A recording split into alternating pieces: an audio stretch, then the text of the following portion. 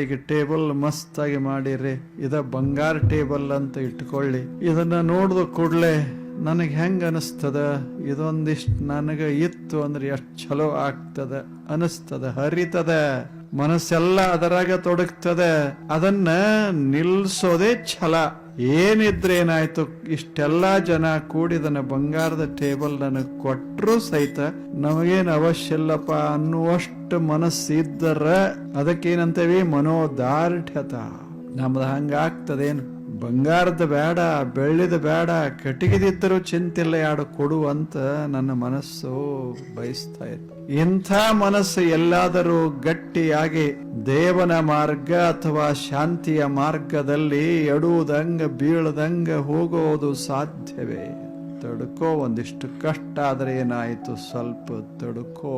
ಗಾಳಿ ತಂಪು ಬೀಸ್ತದ, ಶೀತ ಉಷ್ಣ ಸುಖ ದುಃಖದ ಆಹಾ. ಒಂದಿಷ್ಟು ಸುಖ ಕೊಡುವ ಶೀತ ಉಷ್ಣಗಳ ಬರ್ತಾವ, ದುಃಖ ಕೊಡುವ ಶೀತೋಷ್ಣಗಳ ಬರ್ತಾವ. ಮನುಷ್ಯನೇ, ಅವು ಕಾಯಿಮಿರೋದಿಲ್ಲ. ಇದನ್ನ ತಿಳ್ಕೊಂಡು ನಿನ್ನ ಮಾರ್ಗ ಬಿಡಬೇಡ.